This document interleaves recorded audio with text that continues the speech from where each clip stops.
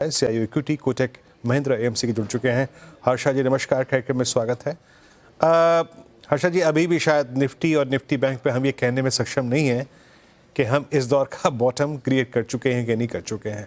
थोड़ा 22,800 पे जुझारूपन है और एक चीज़ जिसको इंडियन मार्केट्स और वर्ल्ड मार्केट्स फेस कर रहे हैं वो है ट्रंप की टिप्पणियाँ, उनके टैरिफ को लेके स्टेटमेंट्स। पर जहाँ तक प्राइस डैमेज का सवाल है वो इन आइसोलेशन सिर्फ इंडियन मार्केट्स में देखा गया है। आप हमारे रेस्ट एशियन मार्केट्स को देखिए, आप यूएस मार्केट्स को देखिए, नो पेन व्हाट्सएवर। आपका व्यू अभी कितना ये टसल, ये पेन और कंटिन्यू करेगा?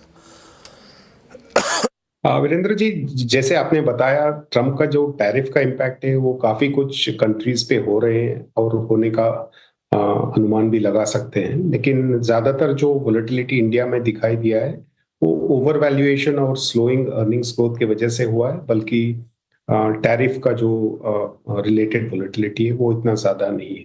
हो सकता है कि जब सेंटिमेंट खराब होता है तो थोड़ा बहुत जो नेगेटिव न्यूज आता है उसका इम्पैक्ट ज्यादा होता है, वो मैं मानता हूँ। लेकिन ज्यादातर यही हुआ है कि जो एक्सपेक्टेशंस बहुत ज्यादा हो गए थे, हमारे जो अर्निंग्स ट्रेजेक्टरी उतना मीट नहीं कर पाया और उसके चलते हुए ये एक वैल्यूएशन रीसेट हो रहा है मार्केट में। और ज्यादातर वो ब्रॉडर एंड पे दिखाई दे रहा है। निफ्टी भी करेक्ट हुआ है लेकिन इतना नहीं हुआ जितना मिड कैप्स और स्मॉल कैप्स हुए हैं, क्योंकि वहां पे ओवर वैल्यूएशन ज्यादा हुआ था और वहां पे ज्यादा करेक्शन देखने को मिला है। अच्छा हर्षा जी, इस बार प्राइवेट बैंक्स में थोड़ी स्थिरता ज़्यादा दिखाई दे रही है। मतलब मैं HDFC बैंक को देखो, हालांकि मैं जानता हूँ सर आप स्टॉक स्पेसिफिक टिप्पणियाँ नहीं करेंगे, PSUs थोड़े से बैकफुट पे थे। हमने NBFCs को इस बार बहुत रंग में देखा, स्पेशली कंज्यूमर जो फाइनेंसिंग में थी। ये बैंक्स और NBFCs को अब इन नंबर्स के बाद, बाज़ार में इस डैमेज के बाद, अब आप कैसे रीड कर रहे हैं? क्या ये चीज़ करने लायक है इस प्राइस पे, अगर आपका प्रोस्पेक्टिव साल 2 साल का है तो?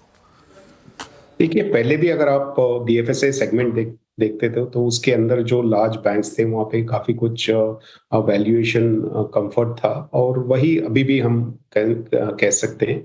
और उसके अलावा जो इंटरेस्ट रेट का जो साइकिल चेंज हुआ है और जो उम्मीद है कि क्रेडिट ग्रोथ भी इंप्रूव होगा gradually over the next few quarters, और RBI का जो रेगुलेटरी स्टांस है उसमें भी थोड़ा बहुत चेंजेस दिखाई दे रहे हैं। ये सब देखते हुए हमें लगता है कि ग्रेजुअली यहाँ से बेहतर ही होना चाहिए बैंक्स का परफॉर्मेंस, और उस हिसाब से यहाँ पे अगर आप इन्वेस्ट करते हैं तो इतना कुछ ज्यादा वैल्यूएशन रिस्क नहीं है इस सेगमेंट में।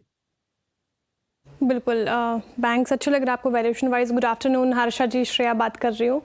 वैसे सर, आपने कहा कि ज़्यादा असर जो बाजार पे पड़ा है इस बार स्लोइंग अर्निंग ग्रोथ्स और इसके अलावा ओवर वैल्यूएशन के कारण पड़ा है, लेकिन टैरिफ के चलते उतनी ज़्यादा वोलेटिलिटी बाजार में देखने को नहीं मिल रही।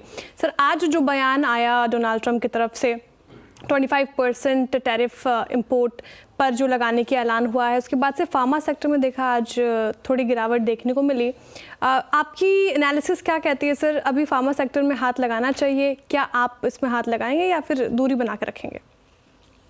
देखिए, ये तो कहना बहुत ही मुश्किल है कि कल क्या स्टेटमेंट आने वाली है और क्या उसका इम्पैक्ट होने वाला है। तो उस हिसाब से इस पे स्पेकुलेट करना ठीक नहीं रहेगा। लेकिन ये जो बात हो रहा है, ये टैरिफ्स जो 25% का जो बात हुआ है, तो इसमें कितने प्रोडक्ट्स आने वाले हैं, क्या सब पे 25 रहेगा या ऊपर नीचे भी होगा, वो कोई क्लैरिटी आज के दिन में नहीं है। तो जरूर इतना बोला है कि फार्मा और ऑटो प्रोडक्ट्स पे टैरिफ्स आने वाले हैं अप्रैल महीने से। तो उस हिसाब से अनसर्टेनिटी, तो जब तक वो फाइन प्रिंट नहीं पड़ेंगे, तब जब तक पता नहीं चलेगा किस किस प्रोडक्ट सेगमेंट्स में कितना कितना इम्पैक्ट होगा, बोलना बहुत ही मुश्किल है। तो हमारा राय तो ये रहेगा कि ये जो वोलेटिलिटी है ये थोड़ा बहुत चलता रहेगा। एक तो ओवर वैल्यूएशन अभी भी पूरा करेक्ट नहीं हुआ है इंडियन मार्केट्स में, और दूसरी चीज है टैरिफ के चलते हुए भी हमारे हिसाब से लगता है कुछ अगले कुछ हफ्तों तक ये न्यूज आते रहेंगे, और उस हिसाब से वोलेटिलिटी भी जरूर कंटिन्यू होगा। ओवर वैल्यूएशन तो है, लेकिन सर एक बड़ा तबका है जो ये मानकर चल रहा है कि अभी फिलहाल मार्केट में सेल है, अपॉर्चुनिटी है, आप बाई कर सकते हैं, और एक बड़ा तबका है कि अभी कह रहे हैं कि मार्केट से दूर रहना चाहिए। आपकी एनालिसिस क्या कहते हैं? आपको ओवर वैल्यूएशन लग रहे हैं तो वो कौन से सेक्टर्स हैं जहाँ पे आप कह रहे हैं इट्स अ नो, और कोई ऐसा सेक्टर जो अभी ग्रीन फ्लैग लग रहा है आपको? देखिए, सेक्टोरली तो मेरे हिसाब से काफी कुछ सेक्टर्स में जहाँ पे ओवर वैल्यूएशन था, अच्छा खासा करेक्शन हो चुका है। तो अभी सेक्टोरली शायद सब बाइंग अपॉर्चुनिटीज में टर्न नहीं हुए हैं, लेकिन जरूर सेलेक्ट अपॉर्चुनिटीज तो अभी भी दिखाई दे रहे हैं। तो उस हिसाब से कोई सेक्टर को मैं अवॉइड करना नहीं चाहूंगा इस मामले में।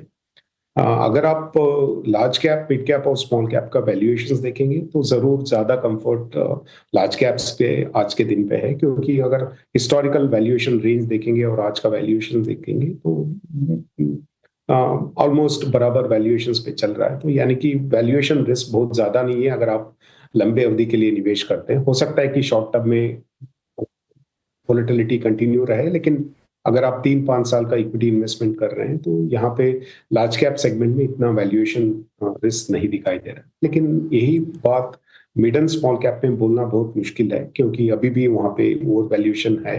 तो वहाँ पे बहुत ज्यादा ही स्टॉक स्पेसिफिक अपॉर्चुनिटीज ढूंढने पड़ेंगे, और इतना एग्रेसिव भी नहीं रहना चाहिए आज के दिन में भी, इतना करेक्शंस के बाद भी वहाँ पे मोर बाय ऑन डिप्स जैसा स्ट्रैटेजी यूज करना चाहिए। अच्छा हर्षा जी, मैं कभी कहावत है कहने को कि सर मुंडाते ही ओले पड़ना। बीते 5 वर्षों में ऑटो कंपनियों ने, पहले टाटा मोटर्स ने लीड लिया ईवी में, फिर उसके बाद एक एक करके और अन्य कंपनियों ने, फिर फाइनली M&M ने अपनी 2 गाड़ियों को उतार के इस पूरे स्पेस में तहलका मचा दिया। मारुति ने इस स्पेस में, जिसने शायद CNG के सिवा या फिर हाइब्रिड के सिवा ईवी पे बहुत कम कैपिटलाइज किया था, उसने भी आना प्रारंभ कर दिया। पर अब टेस्ला का आगमन मुंबई में और दिल्ली में उनके वो जो शोरूम्स खुलेंगे, आप इसे कैसे देखते हैं? आई मीन, क्या ये एक ऐसे स्पेस को जो कि पिछले 4 महीने से वैसे ही इन्वेंट्री बिल्डअप के चलते थोड़ा त्राहिमाम स्थिति में था, अब बाजार थोड़ा सा स्केप्टिकल रहेगा इस पे, या फिर आपको मानते हैं कि नहीं, it's okay, I mean go ahead? Auto पे आपका टेक क्या है इस वक्त? देखिए, टेस्ला का अभी भी इंडिया में कहाँ पे प्लांट लगने वाला है या कब लगने वाला है, ये सब डिटेल्स नहीं है, और कितना जल्दी उनके प्रोडक्ट्स यहाँ पे आएंगे वो भी हमें नहीं पता है। तो एक तो बात याद रखना चाहिए कि उनका जो प्रोडक्ट्स हैं वो हर सेगमेंट में नहीं है, और इंडियन कंज्यूमर के लिए वो अभी भी काफी प्रीमियम प्रोडक्ट है। तो वहां पे इतना ज्यादा डिमांड नहीं है आज के दिन में। तो ये देखना पड़ेगा कि उनके प्रोडक्ट रेंज में क्या कुछ बदलाव होगा इंडियन मार्केट्स के, इंडियन कंज्यूमर के देखते हुए। अगर नहीं होता है तो मेरे हिसाब से उस कंपटीशन बहुत ज्यादा ओवरऑल ऑटो सेक्टर पे फर्क नहीं पड़ेगा। ओके, आपको अगर आप देखें बहुत पॉसिबिलिटीज नहीं लग रही हैं इसके इम्पैक्ट की, ठीक है, ये आपने अपने प्रश्न बता दिया, उत्तर बता दिया। अच्छा, लास्ट प्रश्न आपसे पॉसिबली लूँगा यहाँ पर, मतलब जो कि मार्केट की प्राइस परफॉर्मेंस से उस स्पेस का जिसे कहते हैं ना, आई मीन कन्विक्शन बढ़ता है। इक्विटी मार्केट्स जब अच्छा करते हैं, मिड कैप स्मॉल कैप अच्छा करते हैं, तो एग्जैक्टली वो रिफ्लेक्ट होता है रियल स्टेट प्राइसेस में। इस बार गजब का डैमेज है हर्षा जी रियल स्टेट में, देखिए आप, और रियल स्टेट एंसिलरी की तो पूछे ही मत। आई मीन एस्ट्रल के भाव आधे हो गए हैं। तो इस स्पेस में आप लोगों ने कुछ बाइंग करी है क्या? देखिए, वहां पे भी वही था जो overall mid and small cap में हुआ था, जो ओवर वैल्यूएशन का स्थिति। इस करेक्शन के बाद काफी कुछ करेक्शन हुआ है रियल एस्टेट में, और काफी सारे जो एंसिलरी सेगमेंट्स है वहां पे भी हमारे हिसाब से पूरे के पूरे सेक्टर तो बाय जोन में नहीं आया, लेकिन इंडिविजुअली स्टॉक स्पेसिफिक अपॉर्चुनिटीज आप ढूंढ सकते हैं। तो हमारे हिसाब से एक ठीक ठाक सा करेक्शन हुआ है। अभी क्या स्टॉक्स चुनते हैं उसके अंदर वो उस पर निर्भर करता है आपके परफॉर्मेंस क्या होने वाला है आगे जाके। बिल्कुल सर। आशा जी, मेरी तरफ से भी आखिरी सवाल होगा ये। हर सेक्टर पे हमने अच्छी तरीके से चर्चा किया, लेकिन सर क्विक कॉमर्स स्पेस को लेकर मेरा सवाल है। जोमेटो देखिए आज इसमें अच्छी तेज़ी देखने को मिल रही है, 4.5% तेज़ होकर कारोबार कर रहा है। Quick commerce as a space आपको कैसा लग रहा है? बेट लगा रहे हैं इस पर? बिल्कुल, हमारा व्यू जो क्विक कॉमर्स पे है वो बहुत ही पॉजिटिव व्यू है और हमें लगता है कि अभी तो यहाँ पे पेनिट्रेशन जस्ट नेसेंट स्टेज में है और जैसे-जैसे आप देखेंगे डेवलपमेंट इस इंडस्ट्री का होगा तो यहाँ पे अपॉर्चुनिटी साइज़ काफ़ी लंबे समय तक रहेगा और काफ़ी ब बड़ा अपॉर्चुनिटी हमें लगता है। तो हमारा व्यू यहाँ पे बहुत ही पॉजिटिव है और हम पार्टिसिपेट भी कर रहे हैं हमारे पोर्टफोलियोज़ के।